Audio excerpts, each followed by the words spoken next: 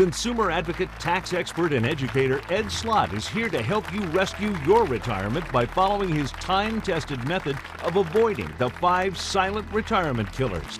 The Wall Street Journal called best-selling author Ed Slott the best source of IRA advice, and USA Today said it would be tough to find anyone who knows more about IRAs than CPA Slott. Thank you. Welcome, Here's Ed Slott.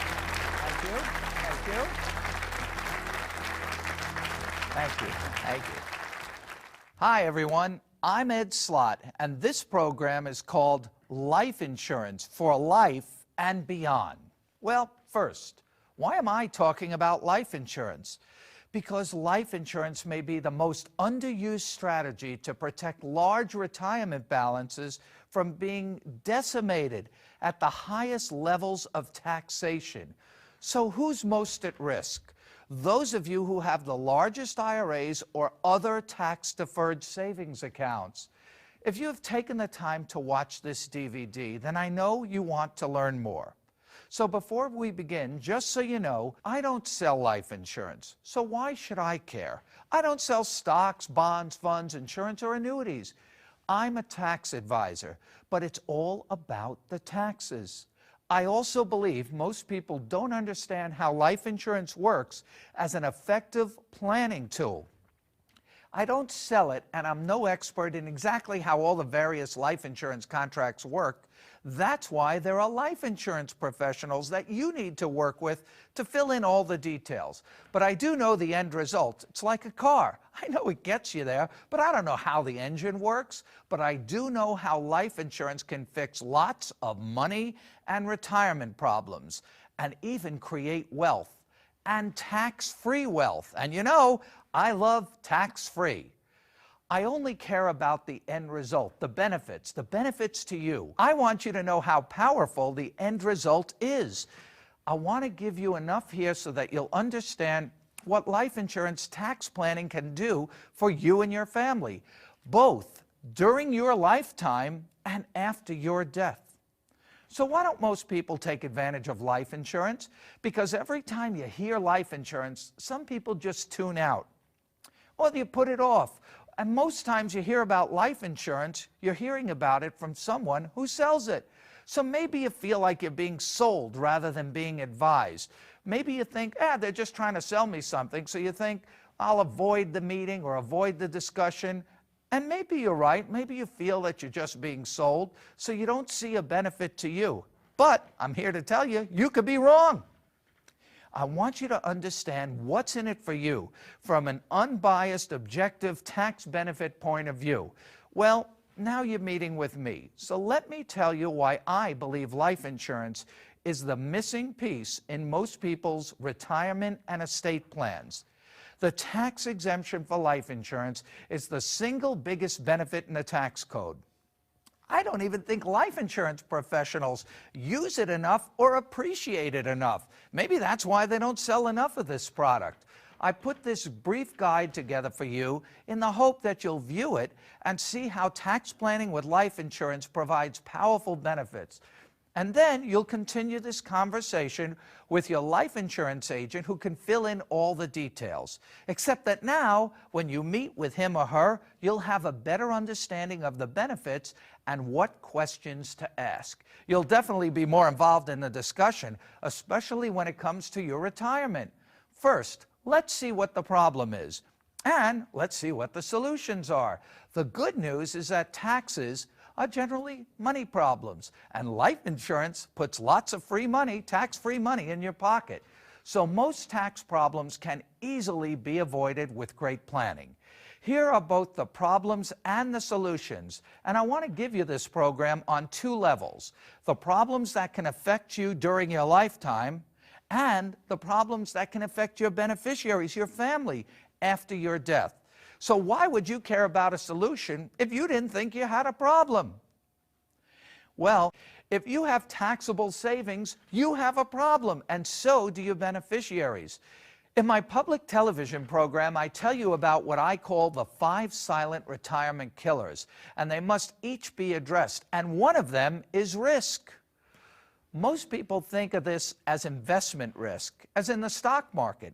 But when it comes to your retirement savings, especially taxable IRAs and 401ks, an even bigger risk is tax risk. Many people think that simply having retirement savings is enough. It's not. It's what you keep that counts after taxes. There's a mortgage on your tax-deferred retirement savings. Most of that is owed right back to the government. In fact, future taxes could be 50 or 60% or more by the time you reach in for yours. That's not real money. The only real money is tax-free money, spendable money, where you keep it all. Plus, with IRAs and 401ks, you have to take required minimum distributions on that money after you reach age 70 and a half years old, and you're forced to pay taxes on the government's schedule, not yours. That's the government plan. That's not real money, since it's all subject to tax. Are you wondering what future taxes could do to your retirement security? You should be. You know why? You've caused the problem, especially if you've done everything right. You saved, you sacrificed, and built a healthy retirement account, a 401k or an IRA. So what's the problem with IRAs? The problem is they're tax deferred, not tax free. That money will be taxed at some future point. With an IRA, a SEP IRA, a simple IRA, 401k, 403b, or any other type of tax-deferred retirement plan, you received your tax deduction up front. Your retirement funds have grown tax-deferred all these years. So far, so good. You've done well. But there'll be a day of reckoning. You'll owe income tax when you begin to withdraw, just when you need the money the most. How much tax? We don't know. That's the problem. You won't know that until you need the money the most in retirement or after you die when your family inherits. This uncertainty keeps people up at night. So that is the tax risk. But there's another risk, market risk. Your retirement savings and other investments, if invested in the stock market, are also at risk of being lost to more Wall Street fraud or manipulation or a market crash at the wrong time for you. So let's review up to this point. Typical tax-deferred retirement savings like IRAs and 401ks are subject to two major risks, investment risk and tax risk. Now here's where the life insurance comes in. Life insurance can be used to remove both of these risks. Investment risk with life insurance, you get certainty, a guarantee. You cannot get a guarantee in the stock market. And tax risk, you eliminate that by never having to pay tax on this money. So you need to create a plan to move your money from accounts that are forever taxed to accounts that are never taxed. Life insurance is the best provision in the tax code to do that. Wouldn't you sleep better at night if you knew your retirement savings were no longer subject to these risks? But still, the benefits are misunderstood and not used enough in planning. So what are the benefits, and exactly how would you use life insurance in your planning? First, when I talk about life insurance, I'm referring to permanent insurance, permanent life insurance.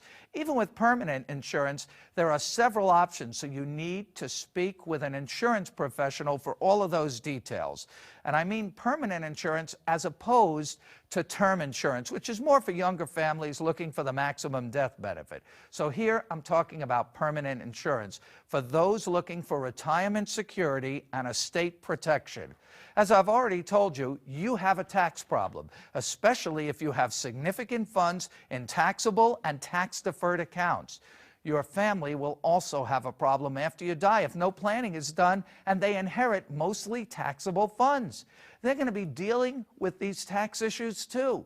They also may be dealing with estate taxes, depending on the tax law when you die. And that changes all the time. So you need to plan for the worst-case scenario and hope for the best. Your family will most likely also have a liquidity problem if retirement funds and other assets have to be cashed in quickly in order to raise money after death for taxes and other post-death expenses. Money is often needed after death to resolve all kinds of issues besides taxes. I'm talking about family squabbles, etc., family members wanting money more quickly. The last thing you want is for your family to have a fire sale, especially if there's a family business or other valuable property in your estate. You don't want your family wasting or cashing out retirement accounts or other valuable property prematurely because cash was needed quickly. You need to do a liquidity test right now so you can see if your family will have a cash problem after death.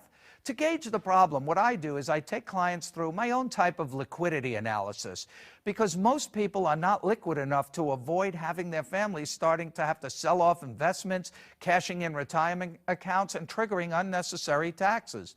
So what does my liquidity analysis do?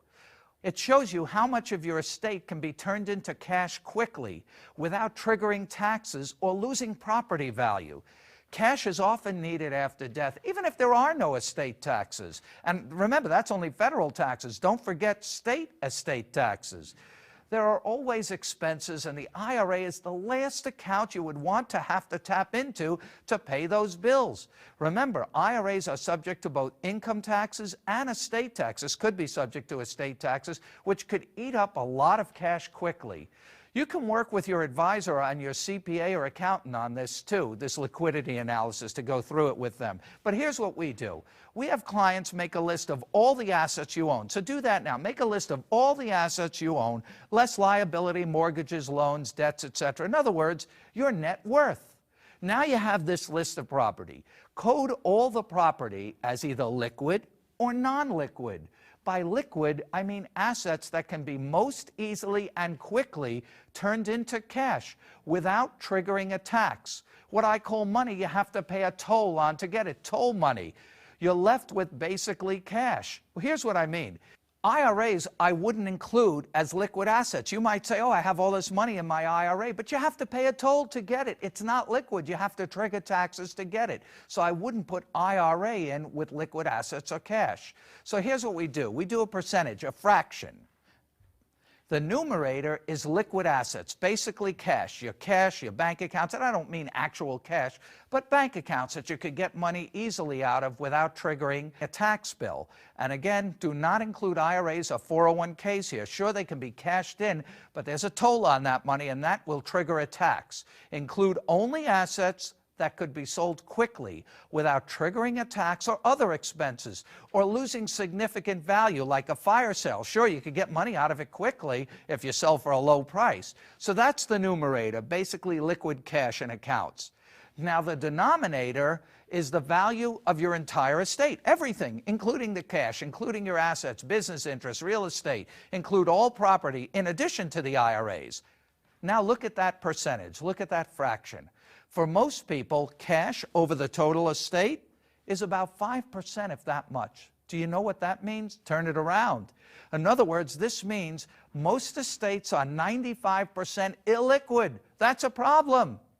Unless you actually do have a ton of cash laying around available, but most people don't. Most people, when I do this liquidity analysis, at that moment realize that they have a huge liquidity problem. So now you know you have tax exposure, stock market risk, and a liquidity problem. So how can life insurance help? Two ways. During your lifetime, so there's something in it for you right now, and after your death. During your lifetime, you have the ability to reduce both stock market risk and tax risk by moving your money from accounts that are forever taxed to accounts that are never taxed. You can actually do that two ways, Roth IRAs and life insurance. Both cost money now, but with life insurance, you'll be creating a bigger pot of tax-free money later when it's most needed. It would be great if you could do both and turn your entire estate into a tax-free windfall, both during your life and after death, but the more powerful way is with life insurance. And again, I'm talking about permanent life insurance that has cash value.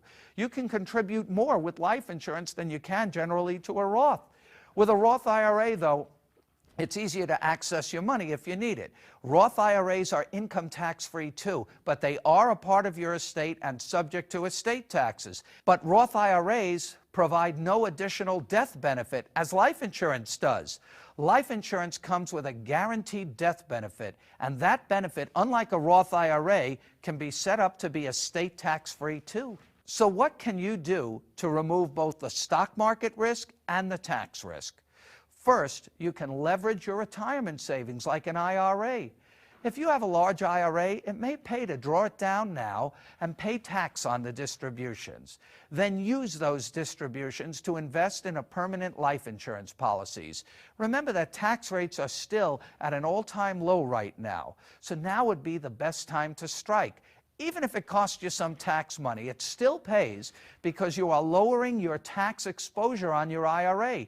And anyway, after age 70 and a half, mandatory withdrawals from the IRA must begin, whether you like it or not. Since the money will eventually have to be withdrawn anyway, it may as well be leveraged by using the money to pay the life insurance premiums. You're basically paying off the mortgage on your IRA early, so you never have to worry about tax risk. And the funds invested in your permanent life insurance policy are now growing tax and risk-free. And you can have lifetime access to the cash value tax-free if you need it for retirement. So during your lifetime, you can, in effect, turn your taxable IRA and other taxable savings into a tax-free savings vehicle.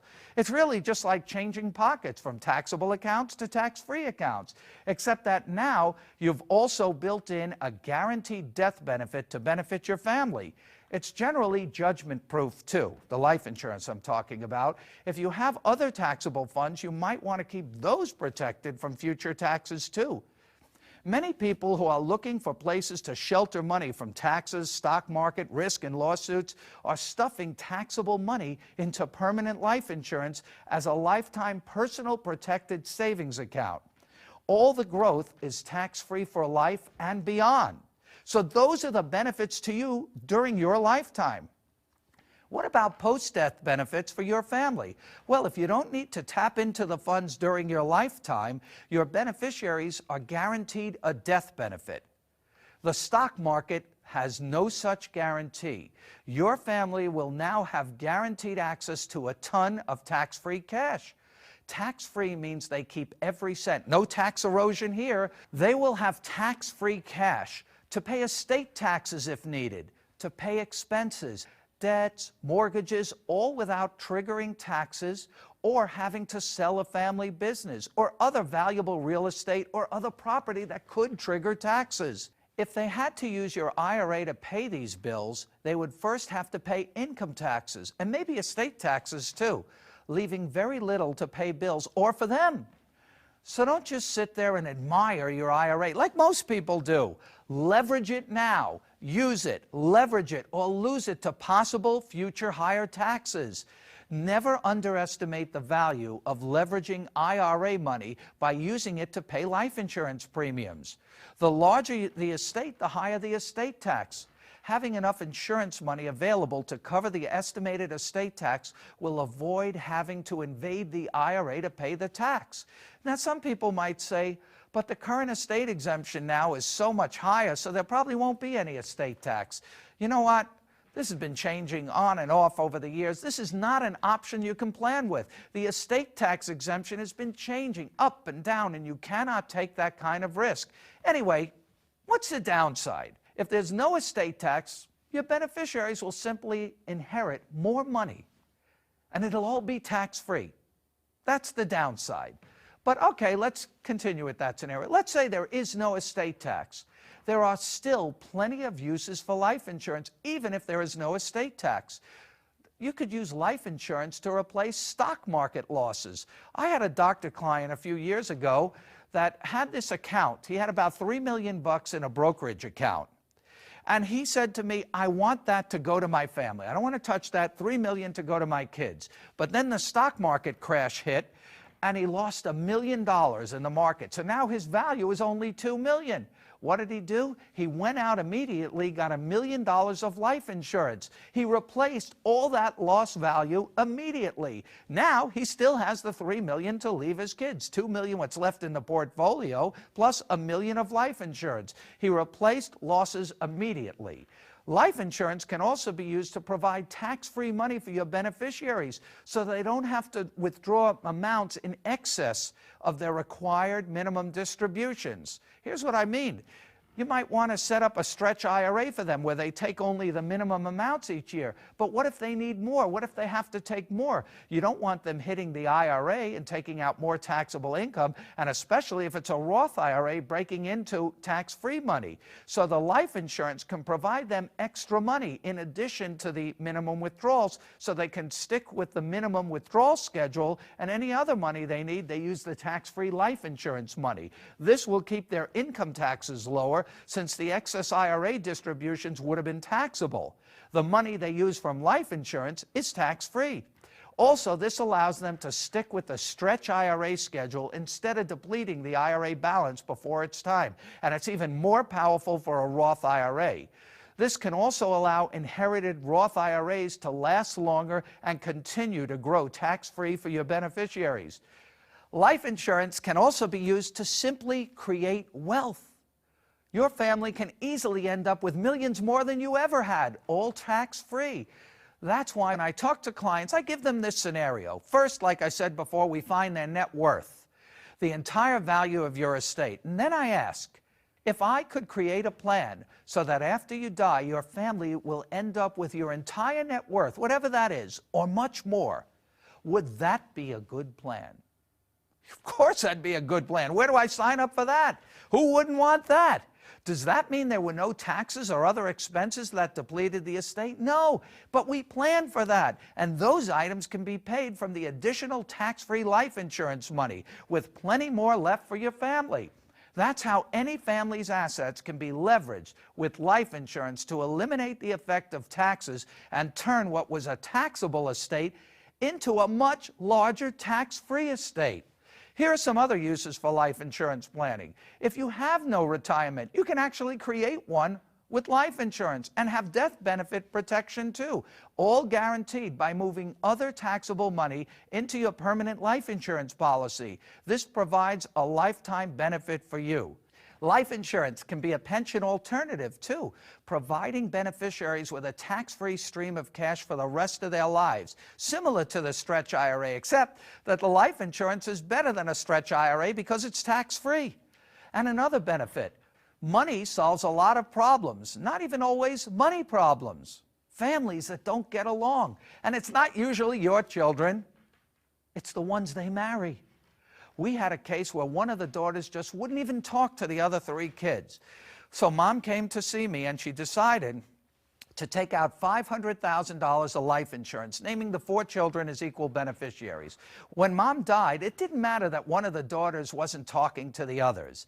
Life insurance does not pass through a will. It is not subject to probate or income tax. So each of the children got their $125,000 checks with no fights and no contact.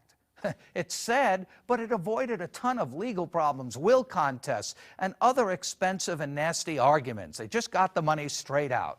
So this is the basic strategy, turning taxable money into tax-free money using the tax exemption for life insurance, moving your money from accounts that are forever taxed to accounts that are never taxed. As tax rates increase, tax-free becomes much more valuable. Life insurance, like Roth IRAs, removes the uncertainty of what future tax hikes could do to your retirement savings. But is it all good? What's the downside? Nothing's all good. What's the downside? You might not qualify. Maybe you're too ill. Well, that's something you might want to look into annuities for that. That also gives you a guaranteed stream of income for life. Another downside, well, obviously you have to commit to funding the policy. If you don't put the money in, you won't have it. You also need to have funds available to invest. But that's where your IRA and other taxable funds come in. But if you don't have it, maybe it's not for you. Life insurance may not be for everyone. You don't want to go broke with it. If you don't have enough assets, you probably don't have a tax problem. And then it might not pay for you. Maybe you only need enough life insurance to protect your young family in case of an early death. That you should always have. The bottom line is that life insurance provides tax-free cash. Tax-free is always the best source of money, and it also solves lots of non-tax problems. Well, this is all good, but people make mistakes when it comes to life insurance planning and understanding life insurance. Here are the 5 most common life insurance mistakes. Mistake number 1, thinking that life insurance is a cost and not looking at it as an investment. If you put money in a bank account, that's an investment. This is the way you should look at life insurance. You want to put it in as an investment. And the bigger the number, the more you'll have. It's not a cost, it's your money, it's an investment. Item number 2, trying to pay the lowest amount for life insurance. It sounds good, right? Do you want to pay $1,000 or $10,000 for the policy?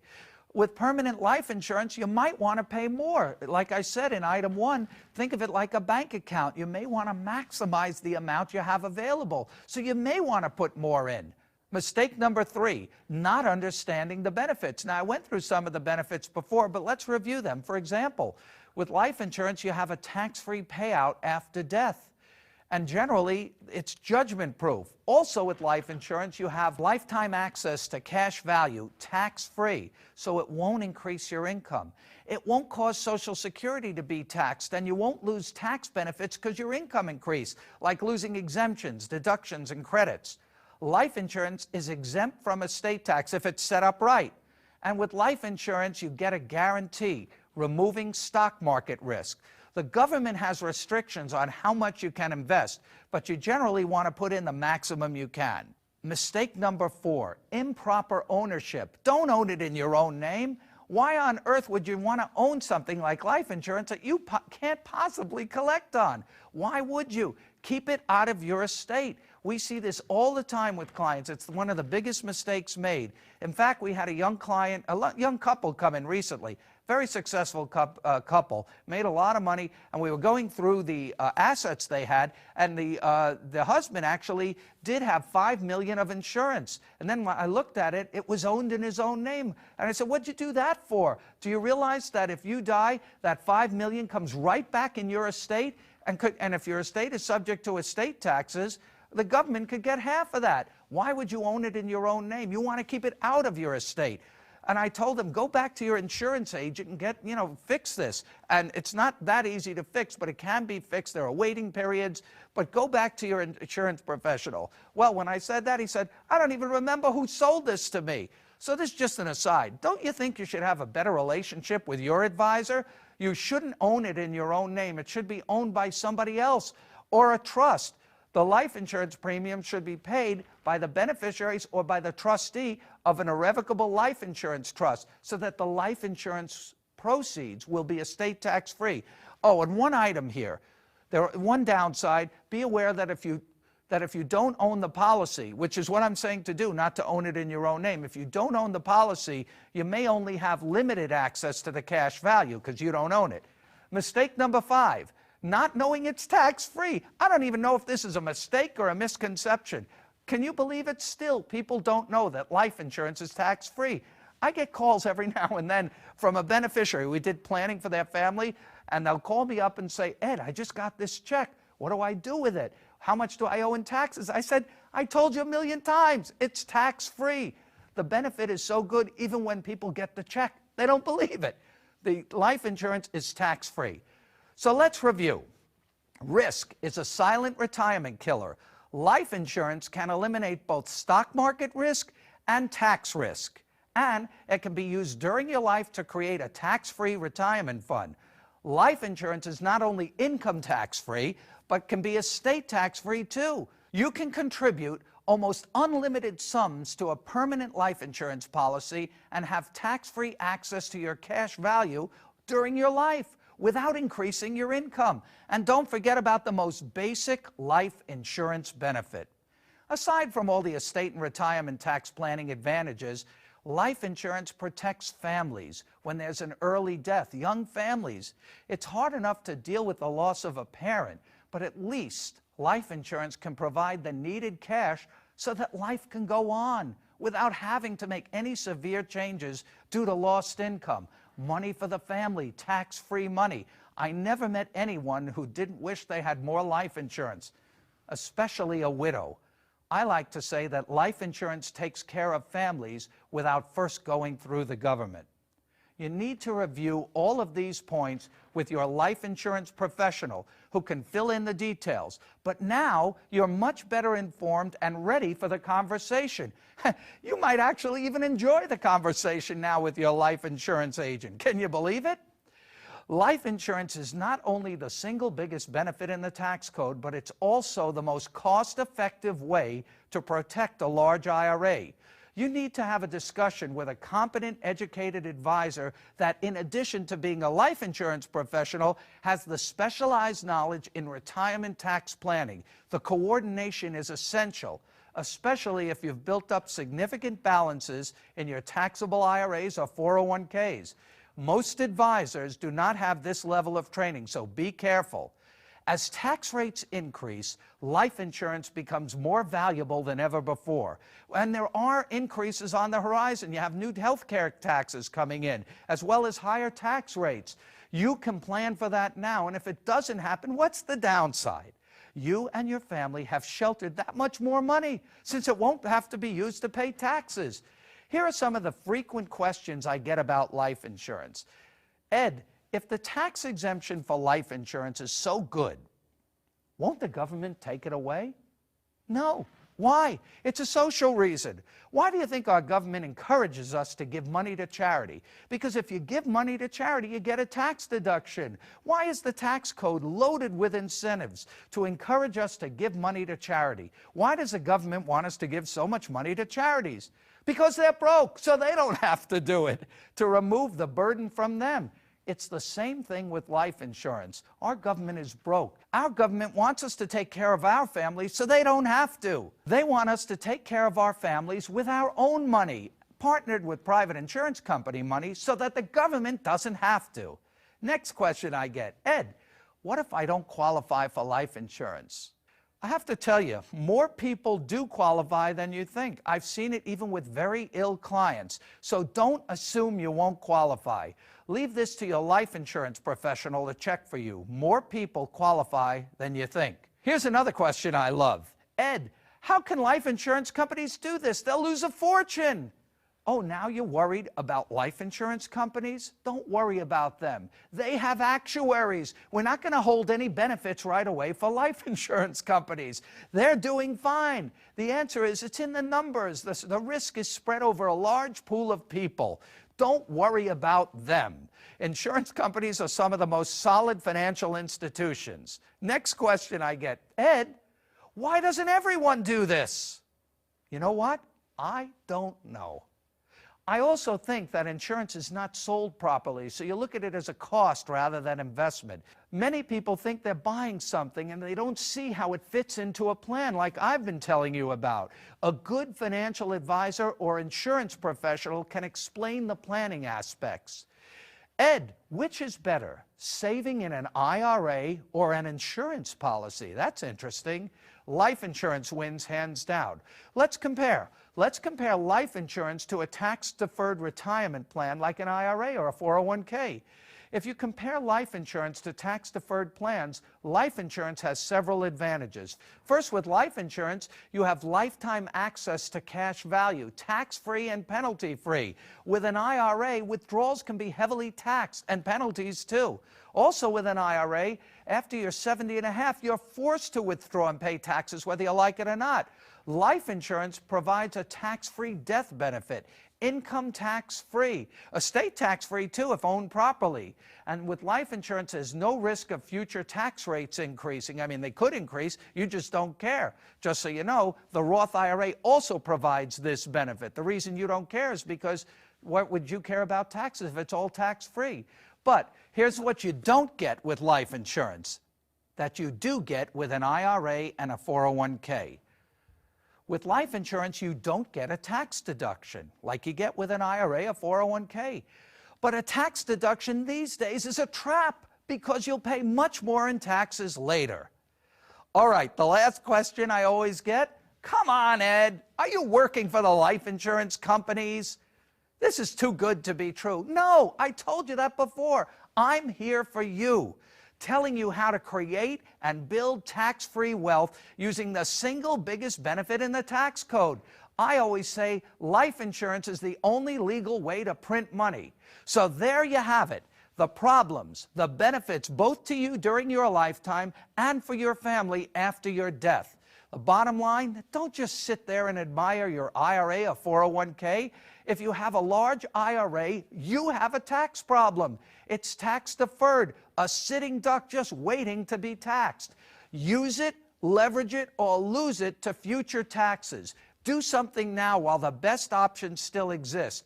Move your money from accounts that are forever taxed to accounts that are never taxed. And good luck. Thank you very much. Thank you. Good luck. Thank you very much.